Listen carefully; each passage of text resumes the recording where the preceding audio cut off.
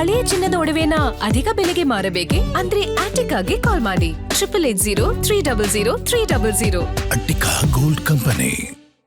ವಾಲ್ಮೀಕಿ ನಿಗಮದ ಹಗರಣದಲ್ಲಿ ನಾಗೇಂದ್ರ ಅವರು ರಾಜೀನಾಮೆ ಕೊಡಬೇಕು ಅನ್ನುವಂತ ಪಟ್ಟು ದಿನದಿಂದ ದಿನಕ್ಕೆ ಜಾಸ್ತಿ ಆಗ್ತಾ ಇದೆ. ಬೆಳಗಾವಿಯಲ್ಲಿ ಬಿಜೆಪಿ ನಾಯಕರಿಂದ ತೀವ್ರ ಆಕ್ರೋಶವನ್ನ ವ್ಯಕ್ತಪಡಿಸಲಾಗಿದೆ.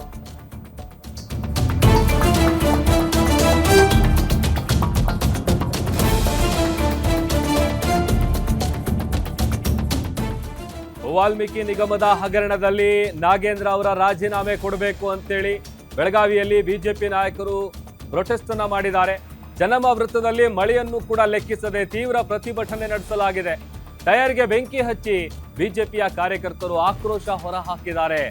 ಪೊಲೀಸರು ಹಾಗೂ ಕಾರ್ಯಕರ್ತರ ನಡುವೆ ಈ ವೇಳೆ ತಳ್ಳಾಟ ನೂಕಾಟ ಕೂಡ ನಡೆದಿದೆ. ಸುಮಾರು 50ಕ್ಕೂ ಹೆಚ್ಚು ಬಿಜೆಪಿ ಕಾರ್ಯಕರ್ತರನ್ನ ಪೊಲೀಸರು ವಶಕ್ಕೆ ಪಡೆದಿದ್ದಾರೆ.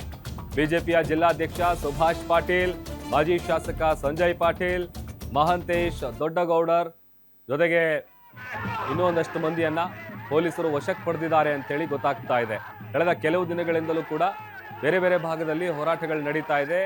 ಬಿ ನಾಗೇಂದ್ರ ಅವರು ರಾಜೀನಾಮೆ ಕೊಡಬೇಕು ಅಂತೇಳಿ. ಅದೇ ರೀತಿಯಾಗಿ ಬೆಳಗಾವಿಯ ಚೆನ್ನಮ್ಮ ವೃತ್ತದಲ್ಲೂ ಕೂಡ ಬಿಜೆಪಿಯ ಕಾರ್ಯಕರ್ತರು ಪ್ಲೇ ಕಾರ್ಡ್ಗಳನ್ನು ಪ್ರದರ್ಶನ ಮಾಡಿ ಅವರ ಫೋಟೋವನ್ನು ಪ್ರದರ್ಶಿಸಿ ಟೈರ್ಗೆ ಬೆಂಕಿಯನ್ನು ಹಚ್ಚಿ ತಮ್ಮ ಆಕ್ರೋಶವನ್ನು ಹೊರ ಹಾಕಿದ್ದಾರೆ.